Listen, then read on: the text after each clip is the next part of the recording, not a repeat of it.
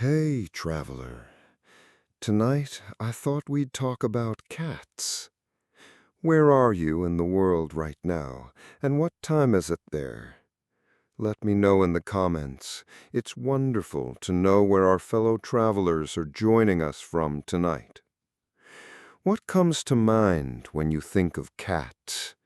Maybe a fluffy companion curled up on a sunny windowsill. Long before cat videos ruled the internet, the relationship between humans and felines was complicated, to say the least. Imagine trying to explain TikTok to a medieval peasant. Their head would probably explode. Our story begins long before the Middle Ages, in a time when cats were slowly making their way into human society. They weren't quite the pampered pets we know today, but they weren't exactly wild animals either. Think of them as freeloading roommates who occasionally caught mice, a mutually beneficial, if slightly awkward, arrangement. The Egyptians, of course, famously revered cats, even mummifying them. But that was ancient history by the time our story heats up. Now that we've set the stage, let's delve into the ambivalent world where cats existed on the fringes of human perception. They were both domestic and wild, familiar and other. Picture this situation. You're a farmer in ancient Mesopotamia. You've got grain to protect, and these little predators are pretty good at keeping the rodent population in check. A fair trade, right? Speaking of ancient roles, this brings us to the duality of the cat. On one hand, they were practical allies in the fight against pests. On the other, their nocturnal habits and independent nature made them seem mysterious, even a little spooky.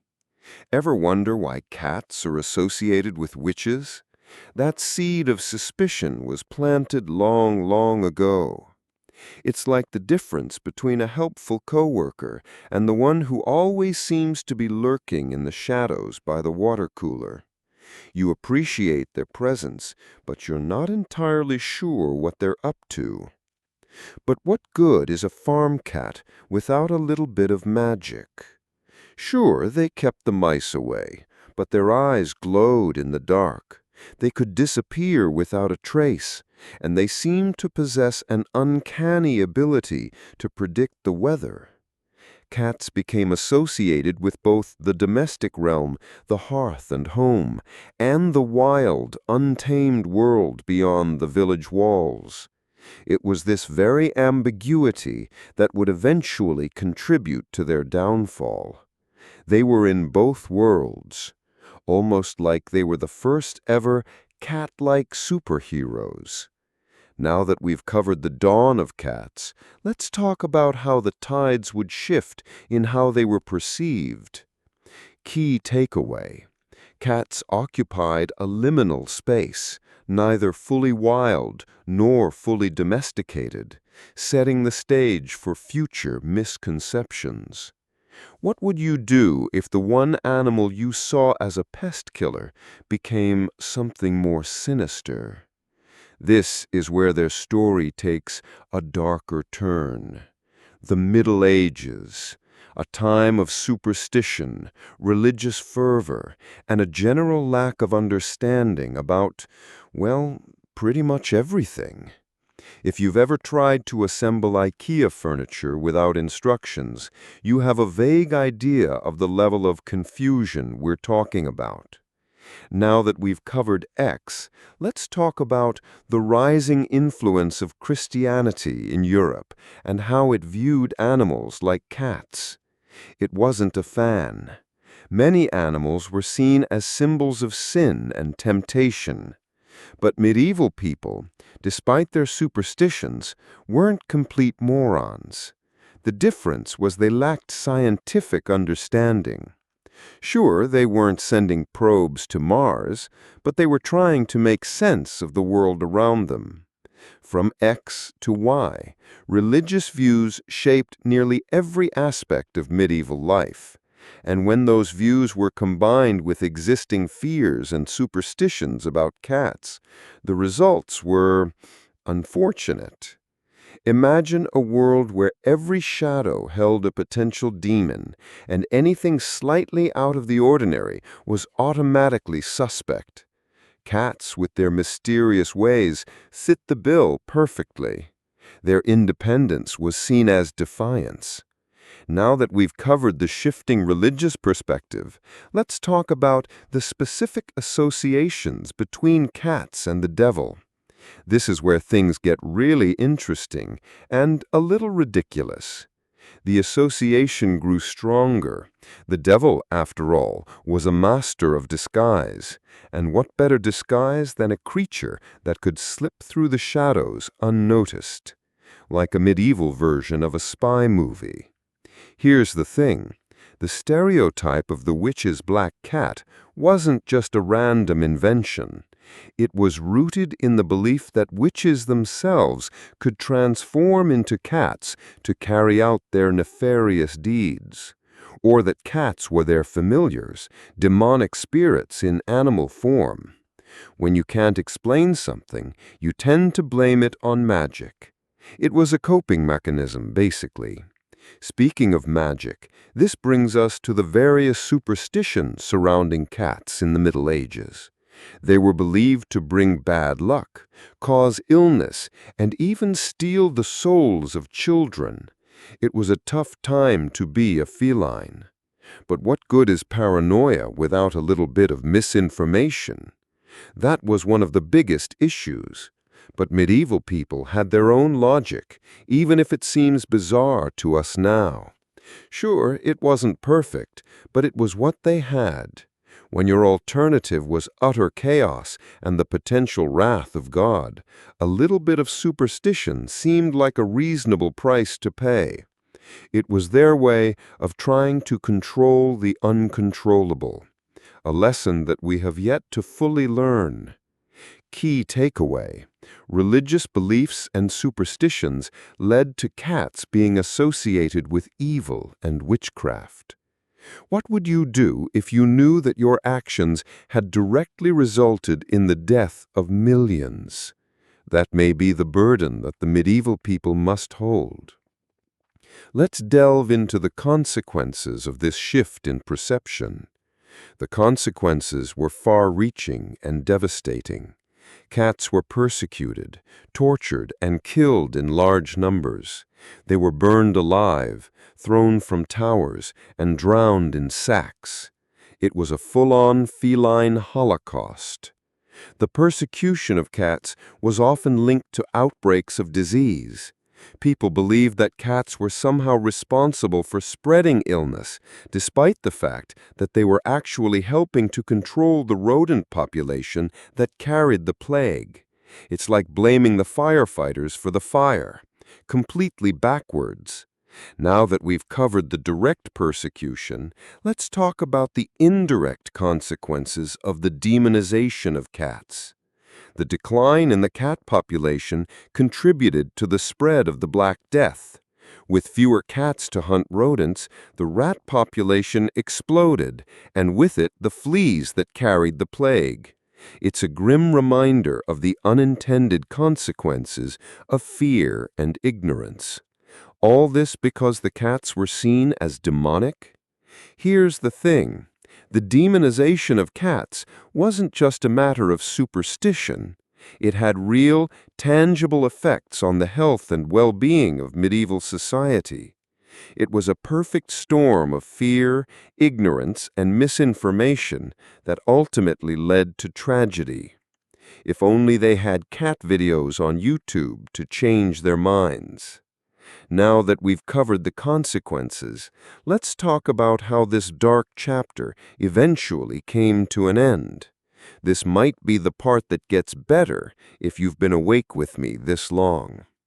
Key takeaway: the persecution of cats had disastrous consequences, contributing to the spread of the Black Death. What would you do if you knew that your actions had directly resulted in the death of millions?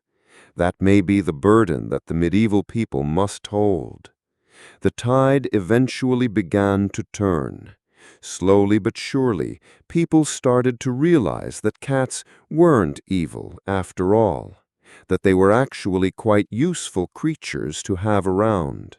So they realized they may have made a mistake. Now that we've covered the initial turnaround, let's talk about the reasons for this shift in perception. The Black Death, ironically, played a role. As the population dwindled, people began to appreciate the importance of pest control. And who was better at catching rats than cats? When your survival depends on it, you start to see things differently. From X to Y, practical needs often outweigh superstitious beliefs.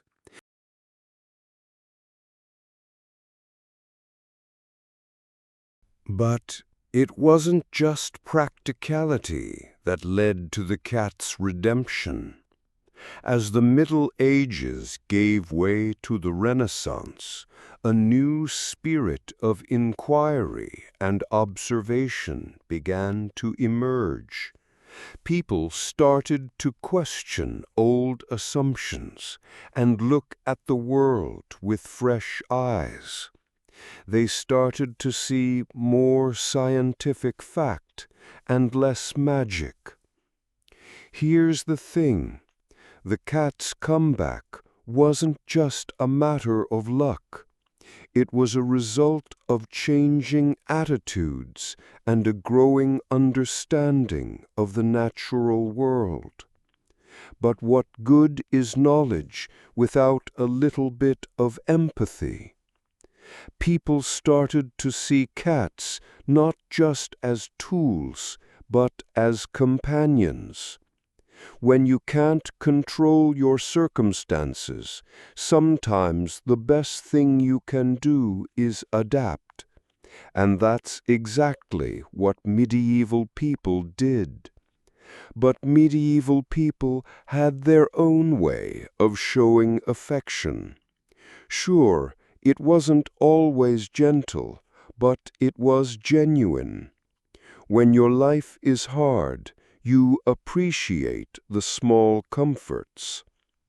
Key takeaway: the cat's redemption was a slow process, driven by both practical needs and a shift in cultural attitudes. Now that we've reached the end, let's take a moment to reflect on the journey. From revered deities to demonic symbols and back again, the cat's story is a fascinating example of how human perception can shape the fate of an entire species. If you've ever felt misunderstood, take heart. Even cats have been there. Long before the internet, cats were able to find a way into our hearts. Cats were able to go from deity to demon to pet, a full character arc. That is why we must remember their story, so that we don't treat our modern house pets or any creatures of the world without the respect they deserve. Whispers of witchcraft. If you've ever felt a chill run down your spine for no reason, you might understand how medieval folks felt about cats. Not just any cat, mind you, but the kind lurking in shadows, with eyes that seemed to gleam a little too brightly. We're diving into the murky waters of medieval superstition, where cats weren't just cute companions, they were often seen as demonic familiars, especially linked to women accused of witchcraft. Picture this situation. A string of bad luck plagues a village. Crops fail, livestock die, illness spreads. In a time without scientific explanations, blame had to land somewhere. and often it landed on the village outcast, an older woman, perhaps living alone, with, you guessed it, a cat. Now, before you think everyone was running around with pitchforks, screaming, "Burn the witch," remember that life in the Middle Ages was incredibly tough. Superstition filled the gaps where science couldn't reach. Cats, being independent and nocturnal, were easily cast as mysterious and untrustworthy. What would you do if the only creature happy to be in the dark seemed to be staring right through you? Cats, unlike the loyal dog, were hard to train and had minds of their own. Medieval PR was not their forte. Key takeaway: fear plus ignorance equals scapegoating. Speaking of PR nightmares, let's talk about the church's role in all this. Remember, the medieval church held immense power, shaping beliefs and dictating societal norms. Any practice that challenged their authority was quickly labeled heretical and often demonic. Female healers and midwives who possessed knowledge of herbal remedies and childbirth were often viewed with suspicion. Their connection to the natural world and their perceived ability to wield power outside of established male structures made them targets, and their feline companions, guilty by association. It was like accusing your friend of a crime just because they were standing nearby. Now that we've touched on the church, consider the symbol of the cat itself. Cats were associated with pagan goddesses of fertility and the moon, and also with the underworld. This long-standing association with paganism made it easy to demonize them within a Christian context. The church, trying to stamp out old religions, conveniently painted cats as embodiments of evil, serving the devil and his followers.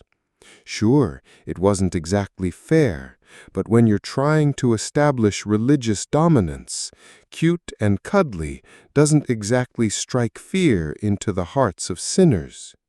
Key takeaway: religious dominance often requires demonizing alternative beliefs, and cats got caught in the crossfire. But what good is a demonized cat without a witch to control it? The witch hunts of the late medieval period saw a surge in accusations against women who were often accused of using cats as familiars, demonic spirits in animal form. These familiars were believed to assist witches in their spells and carry out their malevolent deeds.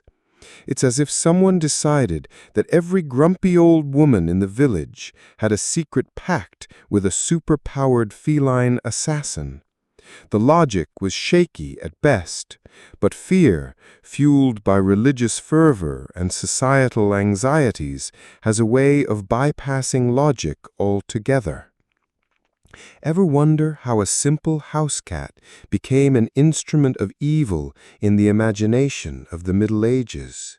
From demonic cats to scapegoated women, the association of cats with witchcraft painted a dark picture. Now, you might be thinking, but didn't anyone like cats back then? The difference was that the association of cats with witchcraft was not a universally held belief, and it varied greatly depending on region, social class, and even individual perspective. While some feared cats as agents of the devil, others saw them as useful creatures that kept mice and rats away from their grain stores. Here's the thing. Not everyone bought into the whole demon cat narrative. They were like, "Dude, it kills rats. Chill out." Key takeaway: fear and superstition can distort perceptions, but common sense often prevails even in the darkest of times. The flickering candlelight dances across the page, doesn't it? Drawing shadows that seem to whisper stories of times long past. Tonight, let's delve into a chapter of history where furry friends unintentionally became entangled in a deadly game. A game against the Black Death. What if, in trying to control one terror, humanity inadvertently unleashed another? The Middle Ages weren't exactly known for their comprehensive understanding of germ theory. If you've ever felt a slight chill go down your spine when a cat crosses your path, imagine that feeling amplified tenfold, steeped in superstition and religious fervor. Long before modern pest control, cats, particularly black cats, were often viewed with suspicion, even linked to witchcraft and demonic forces. Picture this situation: fear fueled by ignorance, leading to widespread persecution. And what's worse than not understanding a problem? Making it much, much worse. Now that we've set the stage, let's talk about the real villains in this story: rats. Medieval cities were, shall we say, less than sanitary. Think overflowing sewers, mountains of garbage, and grain stores aplenty. Prime real estate for rodents. Speaking of rodents, this brings us to fleas. Fleas thriving on those rats, carrying the deadly bacterium Yersinia pestis, the culprit behind the bubonic plague. The difference between our understanding and theirs was stark. We know the chain of transmission. They saw a divine curse. Key takeaway: misunderstanding science can be deadly. But what good is pointing fingers at rats without understanding the irony? You see, cats, despite their undeserved reputation, are excellent rat catchers. And with fewer cats around due to persecution, the rat population exploded. Imagine a medieval homeowner triumphantly chasing away a cat, only to find their pantry overrun by plague-ridden rodents a week later. A classic case of unintended consequences. Hey, even Newton couldn't predict that, could he? If you've ever struggled to keep a pet out of your garden, imagine trying to protect an entire village from the ravages of disease-carrying rats. But medieval people, well, some medieval people simply didn't connect the dots. They targeted the cats instead, further exacerbating the problem. The difference was a fatal lack of understanding. Sure, blaming cats might have felt like taking action, but it was tragically misguided. Speaking of misguided, remember the witch hunts? From demonizing cats to persecuting women, medieval life required both rampant superstition and a convenient scapegoat. Key takeaway: persecuting cats indirectly fueled the spread of the plague. Now, let's acknowledge the elephant in the room, or rather, the flea on the rat. The plague wasn't solely dependent on the cat population. Factors like poor sanitation, overcrowding, and limited medical knowledge all played a significant role. But the cat's absence certainly didn't help. Ever wonder why some villages suffered more than others? One possible explanation lies in the varying levels of cat persecution. Basically, the more cats you killed, the more rats you invited, and the more plague you got. It's a grim equation, isn't it? From the Black Death to the COVID-19 pandemic, history is rife with examples of humanity's struggles against infectious diseases. We now understand the importance of hygiene, sanitation, and yes, even the role of our feline friends in maintaining a healthy ecosystem. Medieval preservation wasn't about flavor, it was about not dying. And sometimes the simplest solutions are the most effective, even if they come in a furry purring package. Here's the thing. The medieval mindset wasn't conducive to calm, rational thought. Get this, they thought bloodletting cured everything. Key takeaway? Even in dark times, understanding the natural world can save lives. So as you drift off to sleep, remember the tale of the Black Death and its unintended allies. A reminder that even the most fearsome events can be shaped by seemingly insignificant details, and that sometimes the creatures we fear the most may be the ones we need the most. Good night, and sweet dreams, perhaps of a world where cats are appreciated, not persecuted, and maybe, just maybe, a world with fewer rats. If only there had been cat cafes back then. Have you ever wondered how a creature once feared could become a cherished companion? It's a tale as twisted as a cat's tail, and it all starts in the shadowy corners of the Middle Ages. Cats, you see, weren't exactly the toast of the town. They were more like the burnt bits at the bottom of the toast, scraped off and frowned upon. The church, with its iron grip on public perception, didn't help matters, associating these felines with paganism and, worse, witchcraft. What would Hermione Granger say? But medieval life, even with its superstitions, was nothing if not practical. Picture this: overflowing granaries attracting rats, mice, and all sorts of disease-spreading vermin. It was a constant battle against these tiny invaders. Now that we've covered the dark perception of cats, let's talk about their slowly increasing value. The turning point, ironically, was the Black Death. The plague, carried by fleas on rats, ravaged Europe. People, desperate for any solution, began to notice something. Places with more cats tended to have fewer rats. It wasn't a scientific epiphany, mind you, more like a desperate clutching at straws, but it was enough. The cat's natural hunting prowess, once overlooked, suddenly became a valuable asset. They were furry little exterminators, and their services were in high demand. The difference was survival.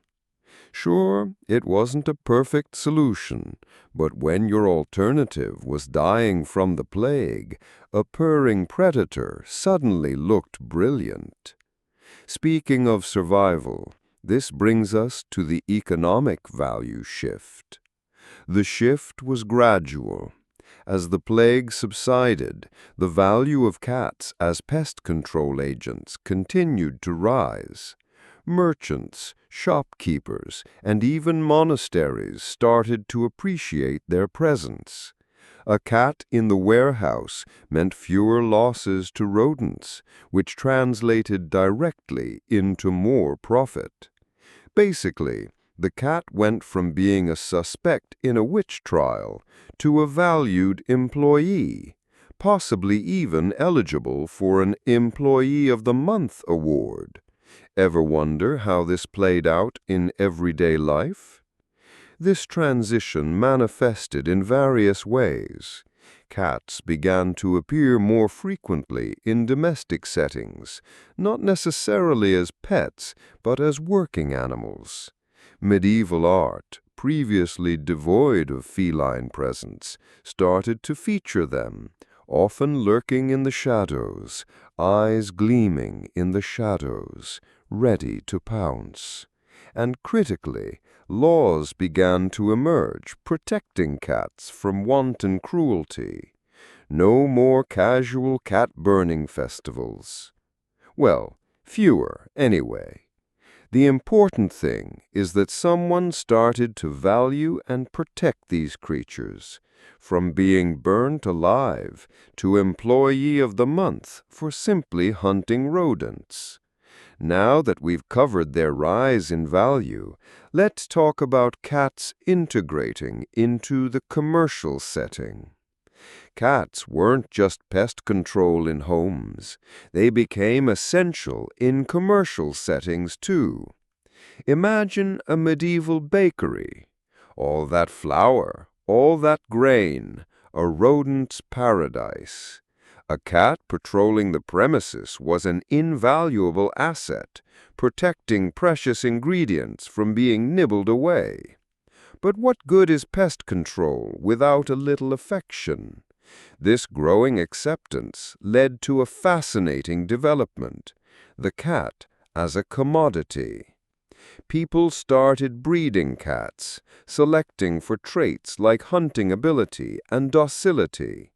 Cat fanciers, medieval style, began to trade and sell these prized felines, creating a nascent cat market. It was like a medieval version of a cat adoption fair, except probably with fewer cute adoption posters and more bartering. This created a real cat economy. Key takeaway: cats transformed from demonized creatures to valuable commodities as their practical benefits outweighed superstitious fears. Have you ever considered just how important pest control would be? In medieval cities, hygiene was, well, let's just say it wasn't a top priority. Waste disposal was often haphazard, attracting rodents and insects in droves. The presence of cats helped to mitigate this problem, keeping populations of disease-carrying vermin in check. The difference was a slightly reduced risk of catching something unpleasant.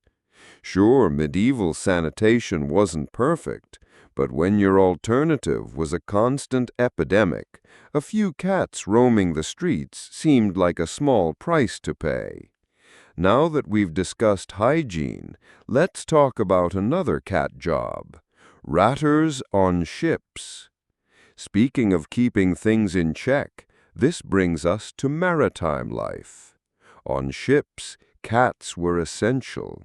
Rats could damage cargo, gnaw through ropes, and spread disease among the crew.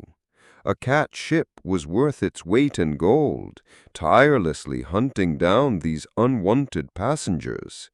Think of them as furry, four-legged sailors with a knack for pest control. And of course, a very cute addition to a lonely boat out in the ocean for months. The integration of cats into commercial life wasn't just about pest control, though. It also had a social dimension. A cat curled up in a shop window became a symbol of prosperity and good luck. People believed that a cat's presence would attract customers and ward off misfortune. Basically, they were furry good-luck charms. Ever wonder how all of this played out on cats as pets? As cats became more integrated into society, their relationship with humans began to evolve. They were no longer just working animals. They started to be seen as companions. People began to appreciate their independent nature, their playful antics, and their comforting purrs. This wasn't a sudden transformation, mind you.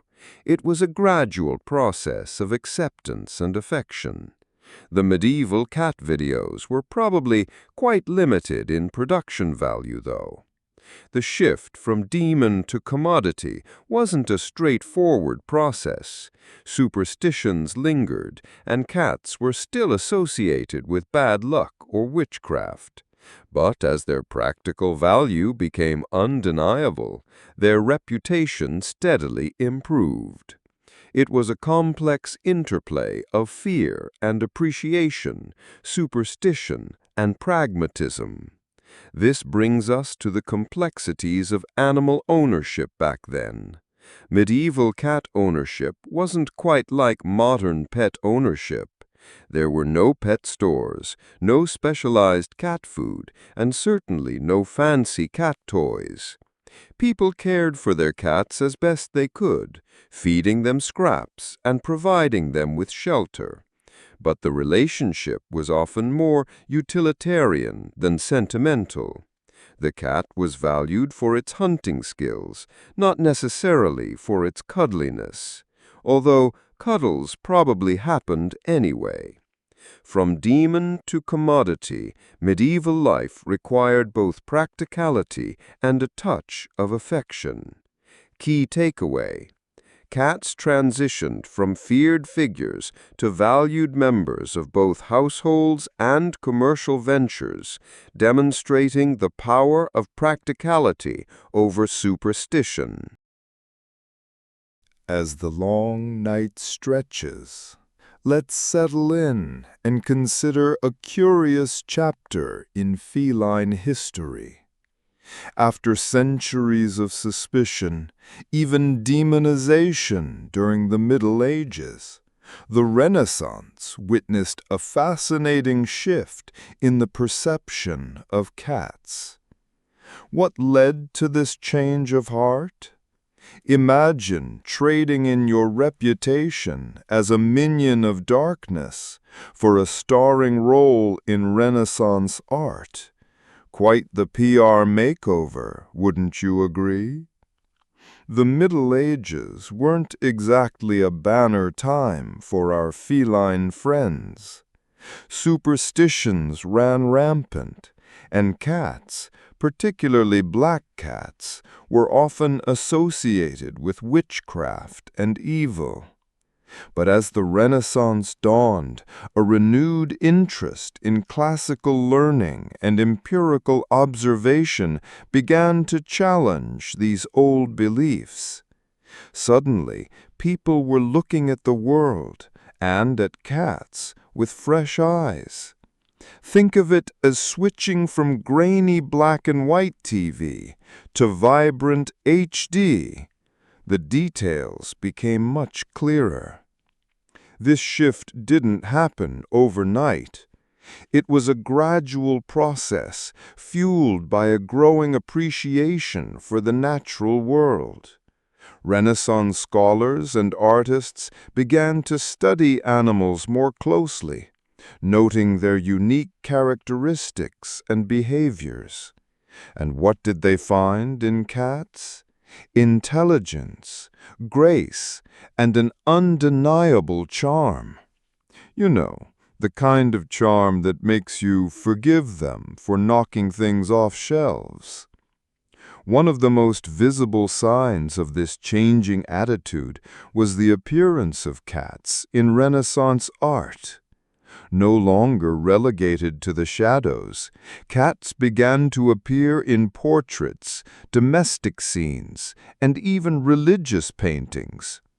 Artists like Leonardo da Vinci, Raphael, and Titian included cats in their work, often as symbols of domesticity, independence, or simply as beloved companions.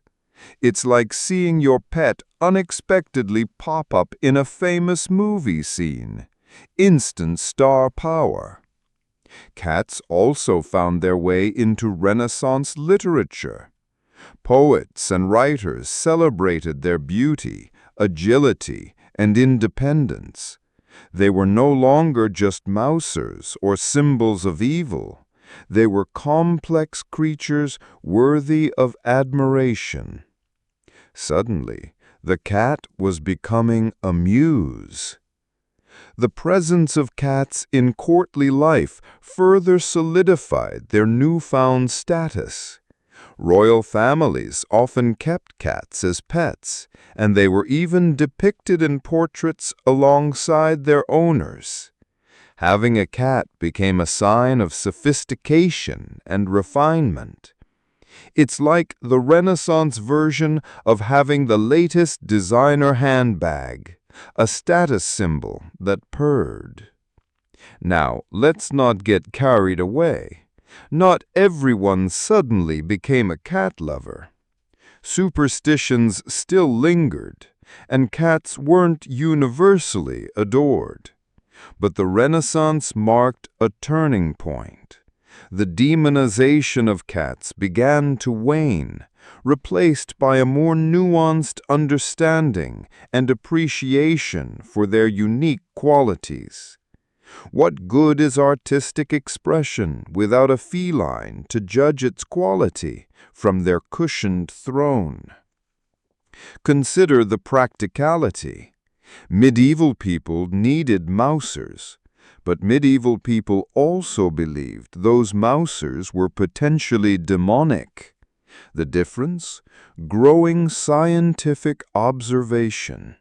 Sure, cats still hunted mice, but they were increasingly appreciated for more than just their practical skills. It wasn't perfect. Imagine trying to convince your medieval neighbors that your black cat was just misunderstood. But when the alternative was fear and superstition, a little admiration went a long way. Key takeaway? The Renaissance fostered a more enlightened view of cats, transforming them from feared creatures into symbols of beauty, intelligence, and companionship. Speaking of shifts in perception, let's consider the symbolism associated with cats during this period. While they were no longer universally seen as evil, they weren't always portrayed as purely innocent either. Renaissance artists often used cats to represent a range of qualities, both positive and negative. If cats had PR reps back then, they would have been working overtime. Sometimes a cat in a painting simply represented domesticity and comfort. In portraits of women, a cat might symbolize fidelity and fertility. It's like the Renaissance version of a cozy domestic scene: fireplace, comfy chair, and a purring feline companion. However, cats could also represent cunning, deceit, or even lust. Their nocturnal habits and independent nature lent themselves to more ambiguous interpretations. An artist might use a cat to suggest hidden desires or a rebellious spirit. It's like a subtle wink in a painting, hinting at something more than meets the eye. This ambiguity reflects the complex relationship between humans and cats. We admire their independence, but we also crave their affection. We appreciate their hunting skills, but we also find their predatory nature a bit unsettling. Cats, in essence, mirror our own internal contradictions. Ever wonder why some people love cats while others can't stand them? The evolving symbolism of cats also reflects the broader intellectual currents of the Renaissance. Artists and writers were exploring new ways of understanding the world and human nature. They were challenging traditional beliefs and embracing complexity. And cats, with their enigmatic personalities, became a fitting symbol for this new era. cats suddenly reflected humanity in a strange new way. Now that we've covered the symbolism, let's talk about how the Renaissance cat differs from its medieval counterpart. The difference is striking. The medieval cat was often portrayed as a sinister creature, lurking in the shadows. The Renaissance cat, on the other hand, was more likely to be depicted in the light as a valued member of the household. But medieval people also needed pest control. The difference? Observation versus fear. Sure, it wasn't perfect. Imagine trying to explain feline psychology to someone convinced your cat was a demon in disguise. But when the alternative was widespread disease and crop failure, a little pest control, even from a potentially evil source, was necessary. Key takeaway: Renaissance cats were multifaceted symbols, reflecting both the positive and negative aspects of human nature and the changing intellectual landscape of the time. From symbolism to practicality, cats also saw changes in their everyday lives. While pampered pets existed in both eras, the Renaissance saw an increase in the number of cats kept for companionship rather than purely for pest control. It's like trading in your old horsepower for a sleek sports car, a shift in priorities. Renaissance cats enjoyed a more comfortable lifestyle than their medieval predecessors. They were often fed better food, given warmer beds, and even adorned with collars and bells. It's like a feline upgrade from survival mode to pampered existence. But what good is luxury without a comfy lap to curl up on?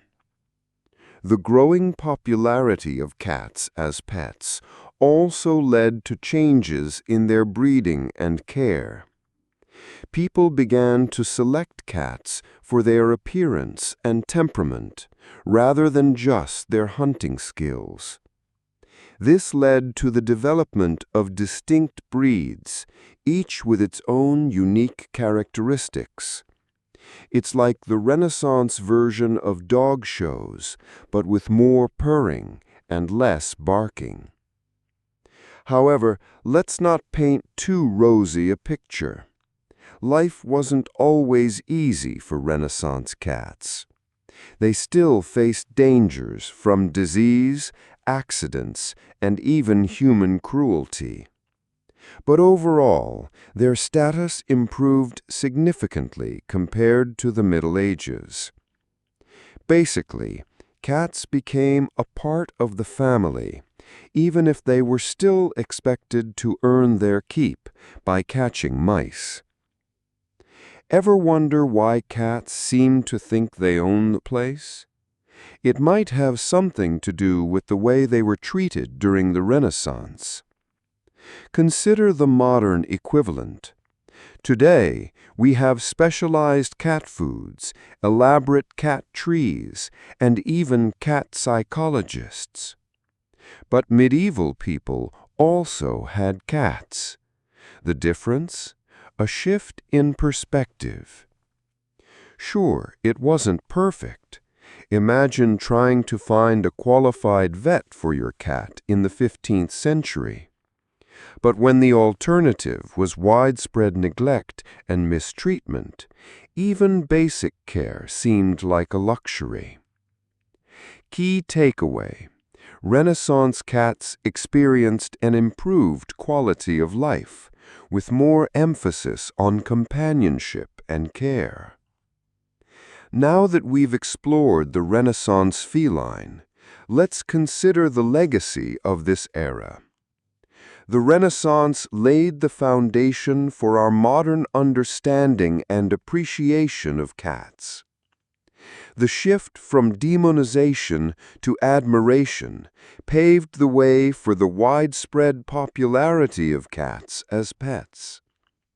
It's like the Renaissance cat was a trendsetter, influencing feline fashion for centuries to come.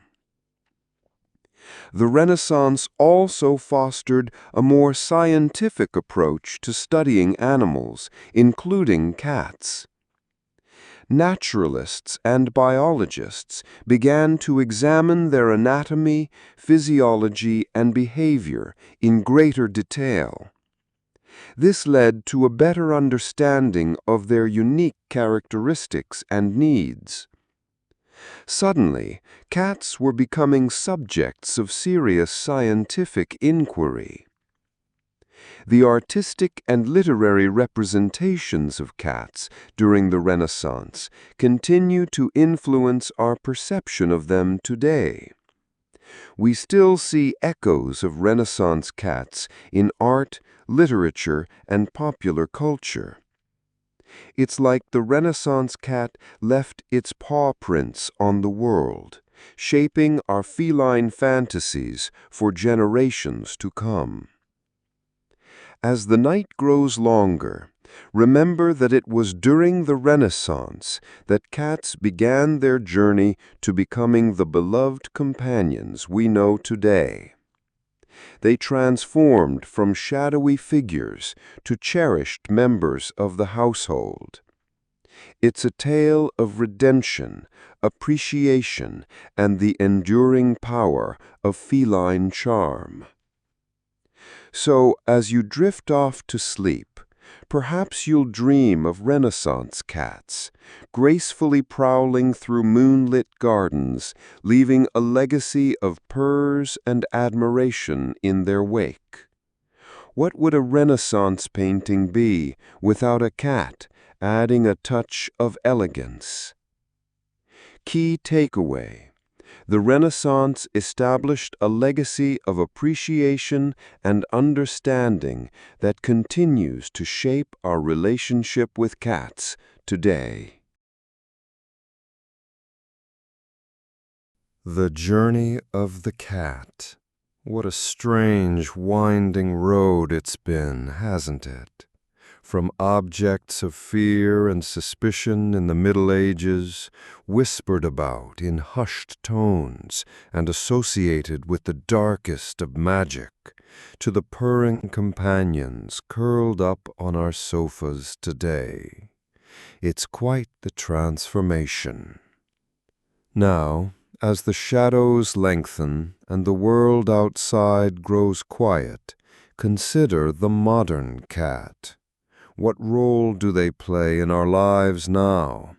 They're no longer seen as demonic entities, but as beloved members of the family. They offer comfort, companionship, and a steady stream of entertaining antics. If you've ever found yourself stroking a purring cat on a stressful day, you understand the simple magic they possess. The rhythmic sound, the soft fur, the gentle meading, it's a balm for the soul. They are masters of mindfulness, living entirely in the present moment. They teach us to slow down, to appreciate the small things, and to find joy in the simple act of existing. But it's more than just stress relief, isn't it? There's a deeper connection, a sense of understanding that transcends words. Perhaps it's because cats, despite their domestication, retain a certain wildness, a reminder of the natural world. They are independent creatures, yet they choose to share their lives with us. It's a privilege, really. Speaking of privilege, have you ever noticed how a cat can turn any ordinary box into a 5-star hotel? They have an uncanny ability to find comfort and amusement in the simplest of things. Medieval peasants, facing hardships we can barely imagine, might have envied such contentment. Sure, they had cats to keep the rodent population down, but I doubt they were providing them with artisanal cardboard mansions. The difference, of course, is perspective. When your own bed is a straw-filled pallet on a dirt floor, a cat's resourcefulness might seem less charming and more mysterious. What about the emotional needs they fulfill? In our increasingly isolated world, cats offer a constant source of affection and companionship. They don't judge, they don't demand, they simply offer their presence. They are always there to greet us at the door. They are furry therapists, silent confidants, and expert nappers. It's like having a tiny, purring roommate who only asks for food and the occasional head scratch. Now that we've considered the emotional support, let's talk about the enduring mystery of the cat. Despite centuries of domestication, they remain enigmatic creatures. They possess a certain aloofness, a sense of independence that sets them apart from dogs. They are masters of disguise, capable of projecting an air of regal indifference one moment and morphing into a purring puddle of affection the next. But medieval people might have interpreted that aloofness quite differently. Imagine seeing a cat slinking through the shadows, its eyes gleaming in the dark. Without the benefit of modern science, it's easy to understand how they might have attributed supernatural qualities to these mysterious creatures. Today, we understand feline behavior, but back then, a cat's enigmatic nature could have been downright terrifying. Key takeaway: cats provide unique comfort and companionship in modern times. However, it's their independence that truly sets them apart. Unlike dogs, who often seek our approval, cats seem content to simply coexist with us. They are self-sufficient creatures, capable of hunting and surviving on their own. If you've ever tried to train a cat, you know exactly what I mean. It's less about obedience and more about negotiation. Ever wonder why cats are so obsessed with boxes? It's a primal instinct. Boxes provide a sense of security and enclosure, a safe haven from the outside world. Think of it as their own personal fortress of solitude. In a world that can often feel overwhelming, a box offers a sense of control and predictability. It's their own little world, where they can be themselves without the need to interact with the humans who provide them with food and shelter. It's kind of like that blanket you love using on the couch. Speaking of primal instincts, this brings us to the subject of hunting. Even the most pampered house cat retains a strong hunting drive. They may never need to catch their own food, but they still enjoy the thrill of the chase. A laser pointer becomes a substitute for a mouse. A feathered toy becomes a bird. And your ankles become, well, you get the idea. But medieval people, reliant on cats to control rodents, probably didn't see the humor in a cat's hunting prowess. They needed those cats to be efficient killing machines, not playful hunters of laser dots. But what good is feline independence without the occasional cuddle?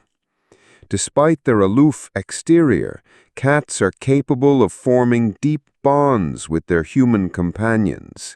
They may not express their affection in the same way as dogs, but their presence, their purrs, and their occasional head bumps speak volumes. They are subtle creatures, but their love is real. It's like receiving a very rare Pokémon card. Independence to affection. Medieval people needed both from their cats. A cat that was too independent would be useless for rodent control. A cat that was too affectionate might be seen as unnatural. They needed cats to be useful, not cuddly. Today, we can appreciate both sides of the feline personality. We value their independence, but we also cherish their moments of affection. It's the perfect balance. Key takeaway: cats are enigmatic creatures blending independence and affection. So, here we are at the end of our historical journey through the world of cats. We've traveled from the dark days of the Middle Ages, when cats were feared and persecuted, to the modern era, where they are cherished and adored. It's been a long and winding road filled with superstition, misinformation, and the occasional cat meme. Now that we've reached the end, let's reflect on the enduring allure of these enigmatic creatures. What is it about cats that continues to fascinate and captivate us? Is it their beauty, their grace, their independence, or their ability to find joy in the simplest of things? Perhaps it's all of the above. What would you do if you woke up as a cat tomorrow? I would curl up in a sunbeam, take a nap, and then demand a can of tuna. The simple things, right? But seriously, cats remind us to appreciate the small pleasures in life, to live in the present moment, and to embrace our own unique personalities. Speaking of unique personalities, this brings us to the final point. Every cat is an individual, with its own quirks, habits, and preferences.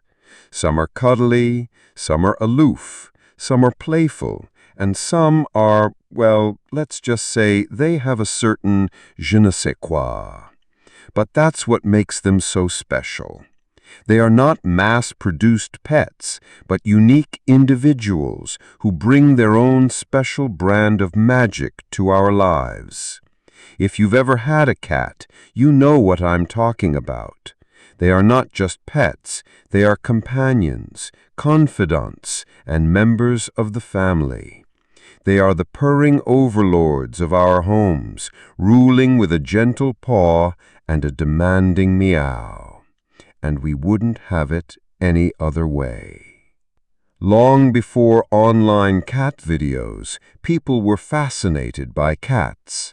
The mystery, the grace, the hunting prowess, it all contributed to their allure. Today we can watch cats do silly things on YouTube, but the fascination remains. They are